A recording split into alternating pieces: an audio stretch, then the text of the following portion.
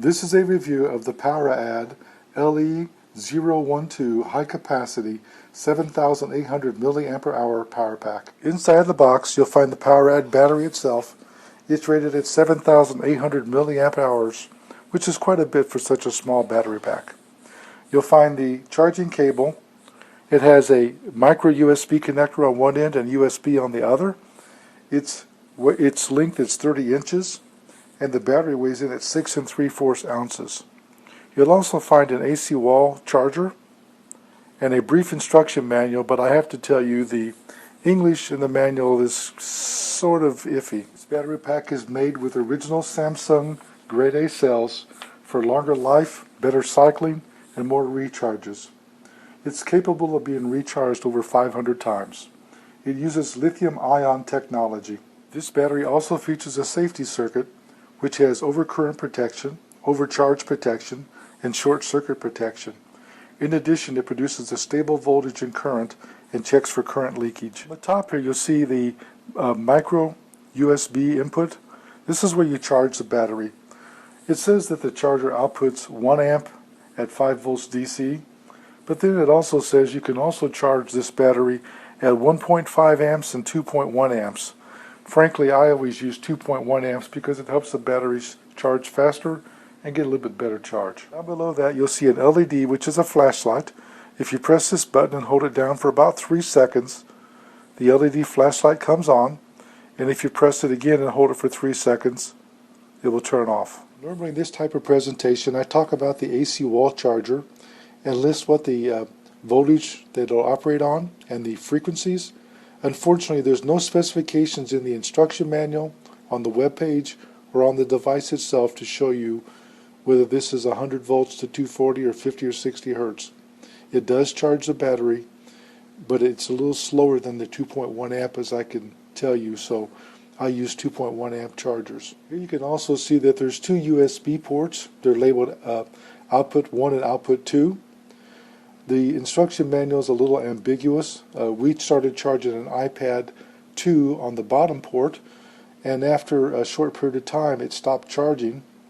We took the cable and unplugged it here to output 1, and it began charging at a very fast rate, and we got a very good output of this battery.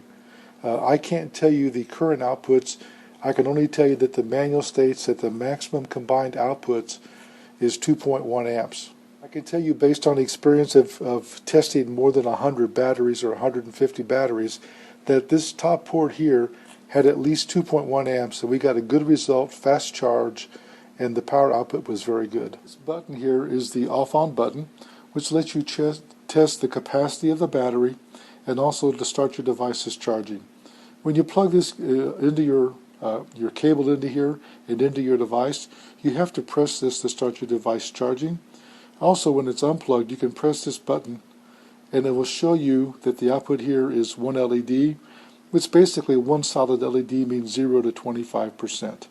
2 is 50% or less, 75% or less, or 100% or less. There's a few other nuances in the charging, but when you get the instruction manual, you can read those yourself. Because there are 2 ports, you should realize that you can charge 2 devices at the same time. This does come with this 1 USB cable with a micro USB on the other end. You can use that to charge the battery, but you can also plug this in and use it to charge your Android devices. For other devices like Apple devices, you're going to have to use your own OEM cable that came with your product. Put this quarter here to show you the size. This is a very nice product. I'll tell you the specifications in a few minutes. We got an excellent result out of this battery. And I wanted you to see the size because it's an ideal size to toss into a purse, a briefcase, or a backpack to be able to charge your smartphone. In our testing, we started charging an iPad 2 with this device. We charged an iPad 2 from 13% to 100%. It actually took overnight to do this. In our testing, the charge levels jumped 10% every 30 minutes, which is very good considering an iPad 2 likes to see 2.1 amps. We then had a little bit left in the battery, so we plugged in an iPhone 4. It only outputted 3% to charge the iPhone 4, and then this battery pack was dead. But overall, we got 6,083.88 milliampere hours of power out of a 7,800 milliampere hour battery. That represents a 78% efficiency of this battery, which is an excellent result. Anything above 70% is, in my opinion, considered good or above average, and 78% I would say is very good. Because of the high capacity for the size, and the fact that it has good lithium-ion batteries in it, this is an ideal product for somebody who travels, commutes long distances, or works long days, or a student who's walking around the college campus and their phone runs down and they don't want to go back to their dorm room to get their charger. This is an excellent product. How good was this battery? Based upon the tests that I ran, you'd be able to charge your iPhone 4 or 5 4.28 full charges with a battery pack that was fully charged. That's very good. I want to show you here that I have my iPhone 4 plugged in and plugged into the battery pack, and my phone's not charging because I haven't pressed the button. It's important to remember, whenever you start charging any device, if you have to press the button on the battery pack, press it and wait till your device chirps and shows that it's charging before you walk away. Otherwise, you may be wasting your time. I'm going to reach over now and just slightly tap this button. You heard the phone chirp, the lightning bolt came on, and my iPhone is now charging.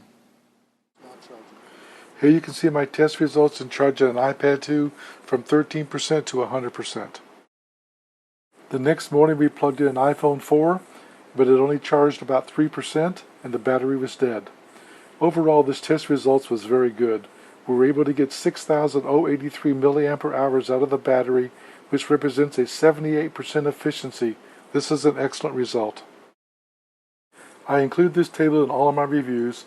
It lists the charging requirements of some common devices to give the users an idea of what size battery pack they should purchase to fit their application. Based on my test results, you could charge an iPhone 4 or 5 4.28 full charges on a fully charged battery pack, an iPad 2 87.6%, an iPad 3 or 4 52.6%, an iPad mini 135.5%, and a Kindle Fire 138.3%. This is a good battery pack and I recommend it for doing a good job. Overall, I found this to be an excellent product. I rated it 5 stars. I have to tell you that I was disappointed in the quality of the manual. The specifications that are in there aren't very good, and the ones that there's many of them that are missing that I look for. Like, for example, how long does the LED flashlight run on a full battery? Simple question. What's the output of each individual port? Not answered. So because of that, I think the instruction manual is pretty poor. I have to tell you though, it's such a good product. The test results were so good. I didn't detract anything from that. I still rated it at 5 stars. This review is done by JJ CEO. I'd like to tell you that I received a sample for test and evaluation, and I promise to give a fair and honest review.